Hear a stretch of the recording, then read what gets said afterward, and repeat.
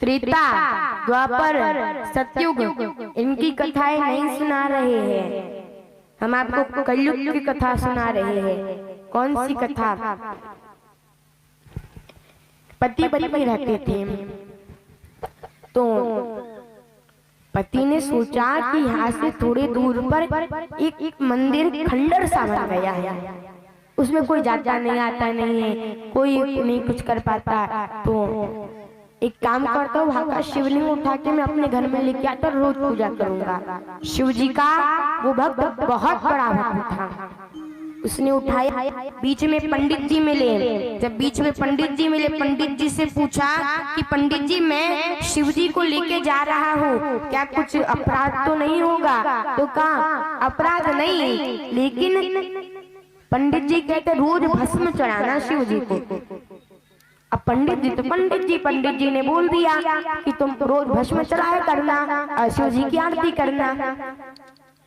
पंडित जी का मतलब ये था कि भस्म ना मिले तो आरती कर लिया करो, लेकिन उसने समझ लिया कि भस्म तो चढ़ाना ही पड़ेगा।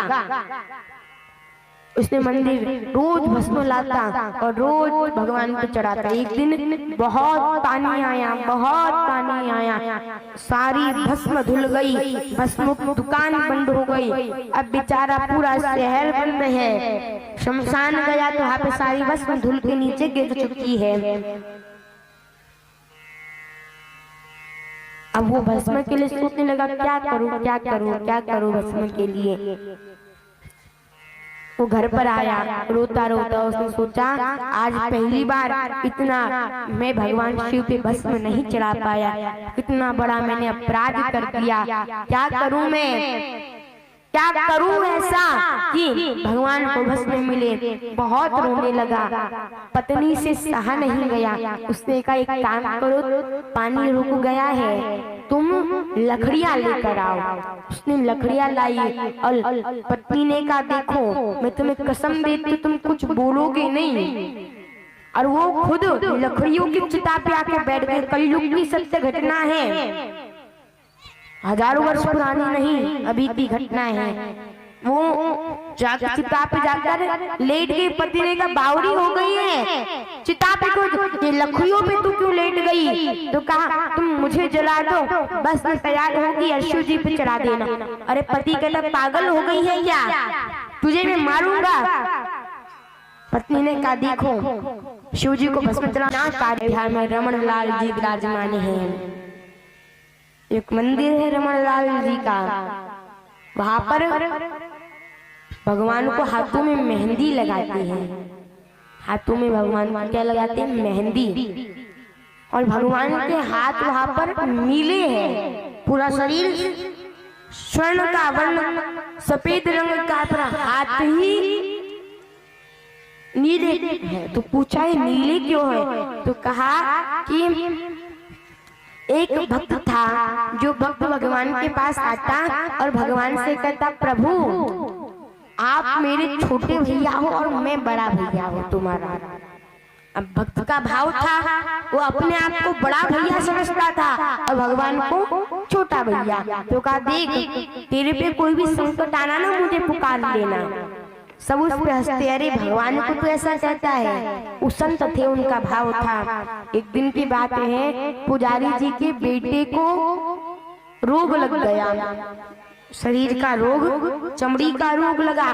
तो जो डॉक्टर थे उन्होंने एक दवाई दी और कहा देखो संभाल के रखना, ये जहर का काम करती है, बस जहाँ जहाँ लगा है वही वही पे लगाना और आराम से रखना, तभी अच्छा होगा। तो उन्होंने वो जो डब्बी थी उसको अलमारी के ऊपर रखा और जो रमन लाल जी को वो दूध पिलाते थे उसको भी वहीं पर ही रख दिया। अब उसमें वो शक्कर डालना चाहे, उन्होंने वो जहर मिला दिया गलती से। जो दवाई जो उन्होंने दी थी, जो जहर का काम, जहर से सारे शरीर के रोगों को मिटाता थी, उसको दूध में डाल दिया। रात का समय था तो दिखाई नहीं दिया, भगवान को पिलाया। और आज भी वहाँ पे भगवान भोजन करते हैं, ये प्रमाण है अयोध्या में। आप जाकर देखना रमन लाल जी के मंदिर में आज भी भोजन मिलता है वहाँ पर झूठा। तो पिला दिया, भगवान ने दूध पिया, धीरे धीरे पूरा शरीर नीला होने लगा। सोचने लगी भगवान किसको बुलाऊं मैं, किसको बुलाऊं। याद आया कोई मुझे बड़ा भैया कहता था, वो संत जी के पास। अरे भाई बड़े भैया मुझे पूरा शरीर लाल हो रहा है। उन्होंने देखा, पुजारी जी को जगाया, सबको जगाया। मंदिर में भगवान को मूर्ति पूरी नीली हो गई थी। तो भगवान ने कहा, भगवान कहते, पुजारी जी कहते कैसे अच्छा होगा। तो भगवान कहते हैं कि उसी जहर को दूध में मिला के सभी भक्त लोग पी जाओ तो मैं अच्छा होने लग जाऊंगा। और आज सारे जितने भी भक्तों को पता चला था कि उनका शरीर नीले होने लगा था तो सभी को पिलाया, नगरवासियों को पिलाया। नगरवासियों को कुछ हुआ नहीं, लेकिन उनका शरीर तो सफेद हो गया सब पीने के बाद, लेकिन हाथ बचा रहा।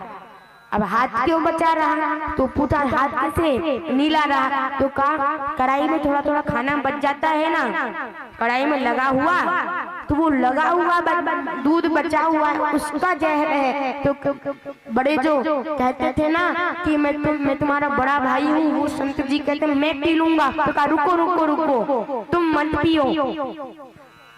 कलयुग में जो लोग कहेंगे कि भगवान नहीं होते, उनके लिए प्रमाण है कि मेरे बड़े भैया ने मुझे सफेद रंग प्रदान किया था। आज भी अयोध्या में, आज भी आप जाकर देखना, ये प्रमाण है। विश्वास नहीं होता तो अयोध्या में आज भी रमन लाल जी विराजमान है, उनके हाथ में सभी